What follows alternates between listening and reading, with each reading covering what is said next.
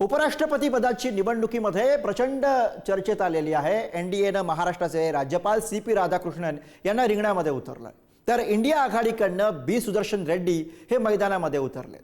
खरं तर एनडीएकडे उपराष्ट्रपती पदाची निवडणूक जिंकण्यासाठी आवश्यक संख्याबळ आहे, पण तरी सुद्धा पाठिंब्यासाठी विरोधकांना संपर्क केला जातोय आणि त्यामुळे या निवडणुकीमध्ये क्रॉस वोटिंगची शंका उपस्थित केली जाते। अशा परिस्थितीमध्ये उपराष्ट्रपती पदाच्या निवडणुकीमध्ये कोणाचा गेम होणार हा प्रश्न चर्चेत आला। बघूया।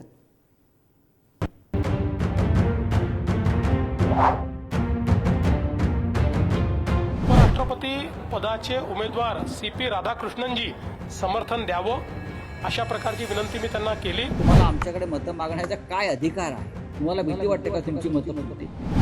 उपराष्ट्रपती पदासाठी एनडीएचे सीपी राधाकृष्णन विरुद्ध इंडिया आघाडीचे बी सुदर्शन रेड्डी असा सामना रंगतोय। सीपी राधाकृष्णन यांना पाठिंबा द्यावा यासाठी सत्ताधाऱ्यांकडून विरोधकांशी संपर्क साधला जातोय। त्याच पार्श्वभूमीवर मुख्यमंत्री देवेंद्र फडणवीसांनी उद्धव ठाकरे आणि शरद पवारांना फोन लावला।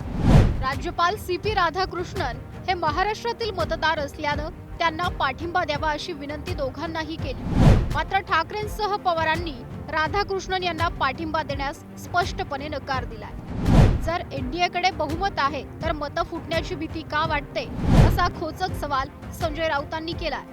उपराष्ट्रपती पदाचे उमेदवार सीपी राधाकृष्णनजी हे महाराष्ट्राचे मुंबईचे मतदार आहेत, आपले राज्यपाल आहेत। त्यामुळे महाराष्ट्राच्या एका मतदाराला तुमच्या दोन्ही पक्षांनी त्या ठिकाणी समर्थन द्यावं अशा प्रकारची विनंती मी त्यांना केली। उद्धवजींनी सांगितलं की आम्ही सगळ्यांची चर्चा करू।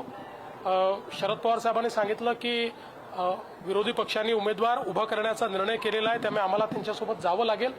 पण एक कर्तव्य म्हणून आणि या राज्यातला एक मतदार हा उमेदवार आहे म्हणून मी त्यांना फोन केला होता। जो पक्ष तुम्ही फोडलात, हिंदू हृदय सम्राट बाळासाहेब ठाकरेंचा किंवा माननीय शरद पवार साहेबांचा जो पक्ष तुम्ही अशा पद्धतीनं संविधानाच्या विरोधात जाऊन फोडलात, आमदार खासदार 50-50 कोटीला विकत घेतले, तुम्ही त्याच पक्षाकडे मतं मागताय। आपल्याकडे बहुमत आहे असं आपण म्हणता, तरी तुम्ही अशा प्रकारे मतं मागण्याची गरज नाही असं एक भूमिका आम्ही सगळ्यांनी घेतलेली आहे। का मतं मागताय तुम्ही आणि तुम्हाला आमच्याकडे मतं मागण्याचा काय अधिकार आहे? खरं तर एनडीएकडे उपराष्ट्रपती पदाची निवडणूक जिंकण्यासाठी आवश्यक संख्याबळ आहे, मात्र तरीही एनडीएकडून सर्वांशी संवाद साधला जातोय। यामागचं कारण म्हणजे विरोधकांची एकजूट फोडण्याचा प्रयत्न असल्याचं बोललं जातंय।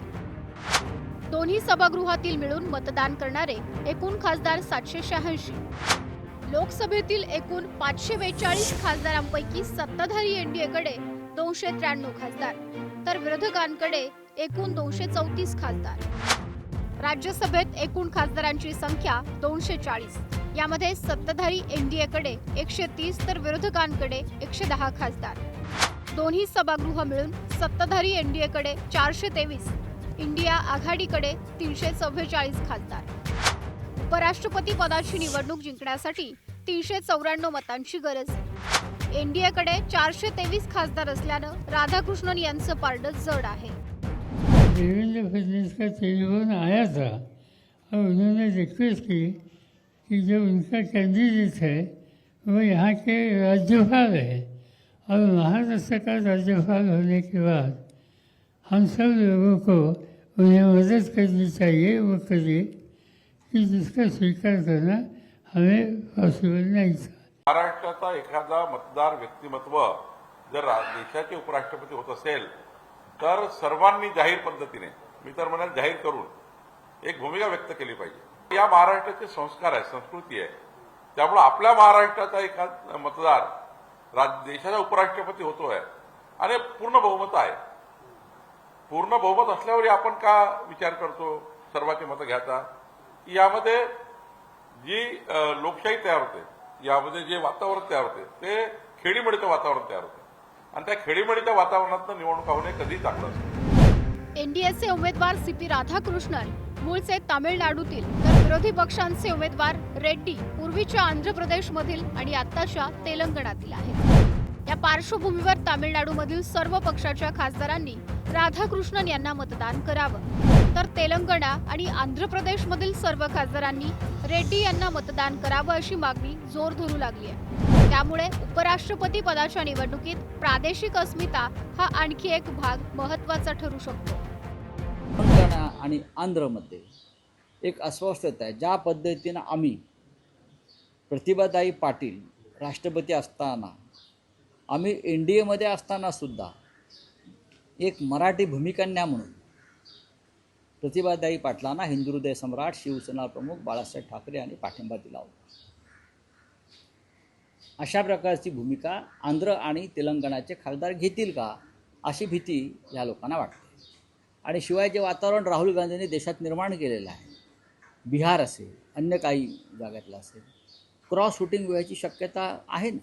काल देवेंद्रजी फडणवीस यांनी उद्धवजी ठाकरे असतील, शरद पवार साहेब असतील यांना फोन करून संपर्क केला आणि हा संपर्क झाल्यामुळे संजय राऊत यांना आता भीती वाटते की आपल्या गटाचे खासदारच आपल्यापासून निघून जातील आणि आपल्या खासदारांना भारतीय जनता पार्टीसोबत किंवा NDAच्या पारड्यामध्ये जर का मतं दिलं तर आपली राहिलेली, खरं तर उभाटा गटाला आणि संजय राऊतांना इज्जत राहिलेली नाही, परंतु थोडी उरली सुरली राहिलेली इज्जत सुद्धा या निवडणुकीमध्ये घालवली जाईल अशा पद्धतीची शंका संजय राऊत यांना आहे. उपराष्ट्रपती पदासाठी होणाऱ्या निवडणुकीतील मतदान गुप्त असते.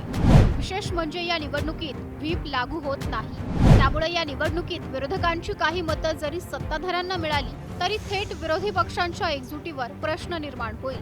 परिणामी आगामी काळात होऊ घातलेल्या बिहार, तामिळनाडू आणि पश्चिम बंगाल विधानसभा निवडणुकीपूर्वी ही घडामोड लक्षवेधी असेल.